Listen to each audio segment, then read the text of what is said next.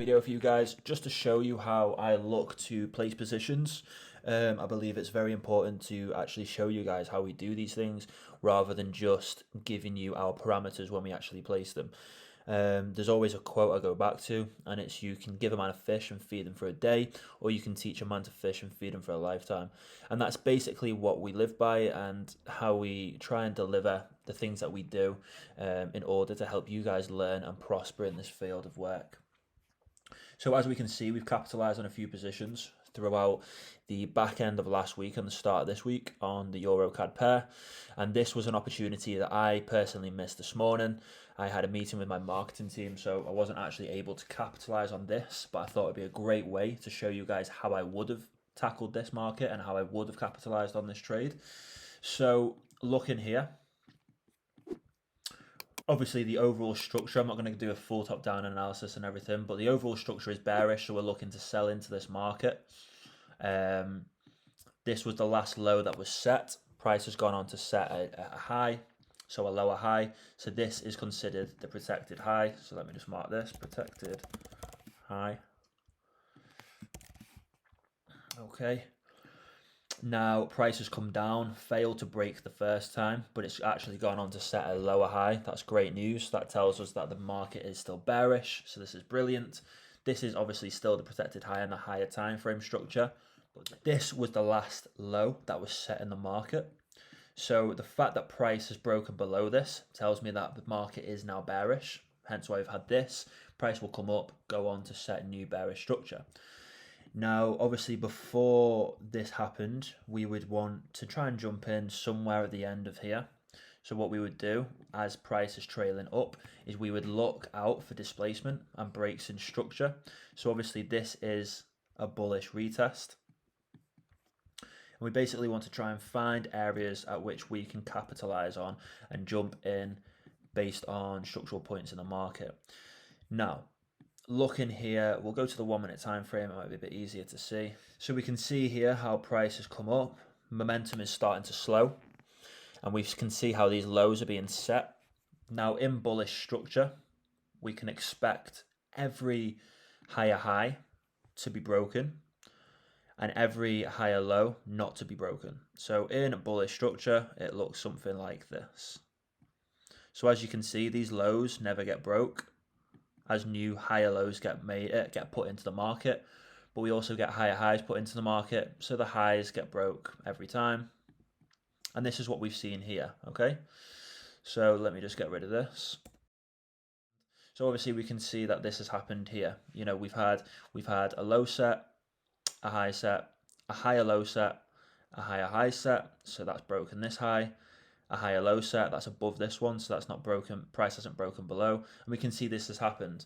Now this here marks the last higher low, so we can expect price to go on, set a new higher high, which it has done, come down, set a higher low here maybe, and then go on to set another higher high. But instead, what price has done is price has actually broken below this point. So we've had a break here. Yes, it's just a wick, but this is still a break in structure. Price has broken below this. This has showed uncertainty in the market for the bulls. Price has then gone on to set a lower high. Now this is another piece of confluence and confirmation that the trend looks to be reversing, as in bullish structure, as we know, it sets higher highs, not lower ones. This is clearly a bearish structure. So we have the break here, so that's the first bit of displacement, breaking structure.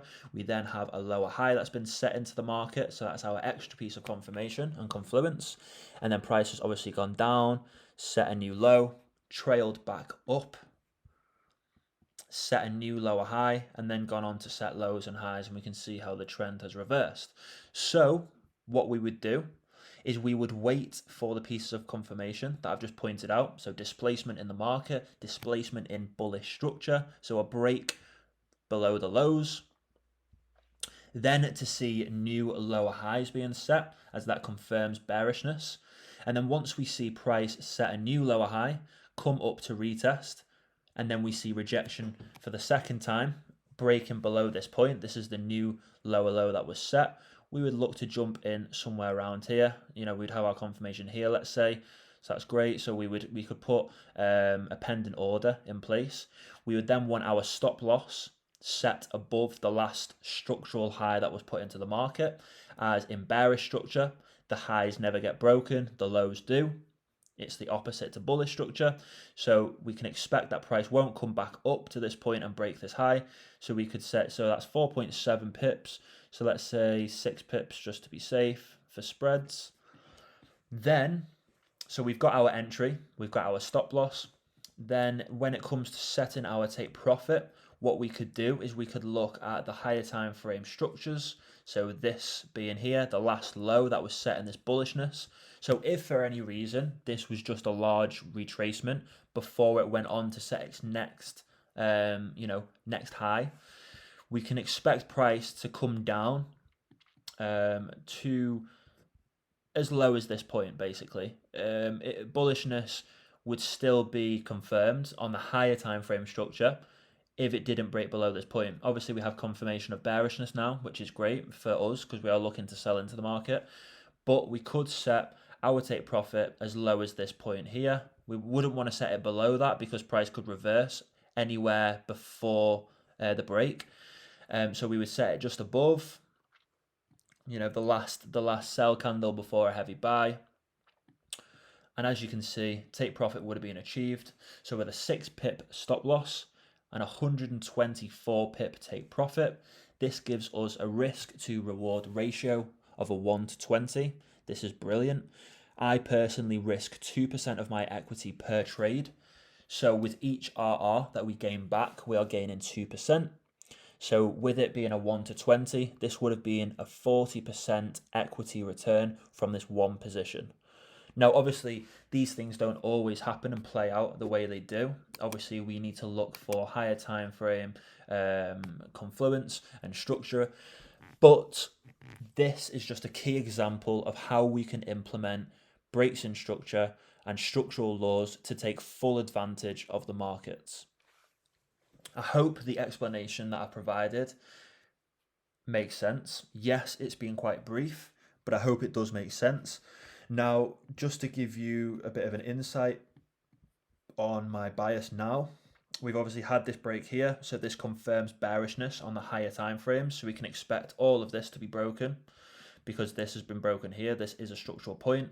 So I believe price may come down, but it might not break this. It could come back up. I would like to see price break below this point, and then we can expect a large retracement, but then go on to set new lower highs and lower lows. So I am biased to sell into the Euro CAD pair, and I will be looking for those sell positions for the rest of the week.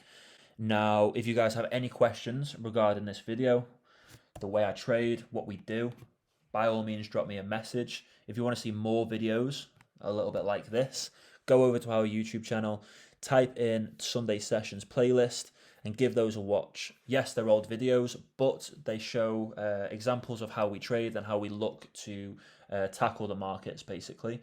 If you want to see a more detailed video on breaks in structure and structural laws, by all means, let me know. Again, drop me a message and I'd be more than happy to do a proper video explaining these things and how you can tackle the markets in the future. We want to, teach you guys and show you guys how to trade and be competent, successful traders. We don't want to just babysit you and provide you with, the trades that we are placing ourselves. We want to actually share our knowledge and turn you all into confident, competent traders so you can go on and make this a lifelong living. If you are interested in learning and you do really want to take, forex to the next level, we do actually have courses. We have a beginner's course, which is something I created. And then we have a Beating the Banks course, which is something James has created. James goes over his strategy and exactly how he likes to tackle the market. It touches on Wyckoff and things like that. And we are actually looking to start a mentorship program, which may be of interest to some of you guys. That will hopefully be starting around June time. It will be a 6-month long program.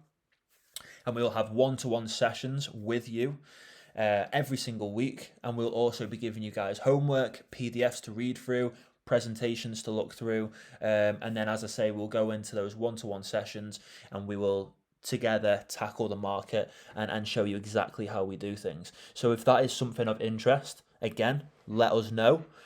We do have a very small waiting list. We are only going to be taking 15 people on as a maximum with this mentorship program, as it's a 6-month long thing, and we want to be able to dedicate as much time as possible to you guys. So we'll be taking 15 people on. I know we've got about 300 people in here at the moment, so those spaces will get filled up quickly. If you want more information on that, please drop me a message and we'll get you booked in and get you on the waiting list, basically. So yeah, I hope you guys have enjoyed this video. Any questions, drop me or James a message and we'll get back to you as soon as possible.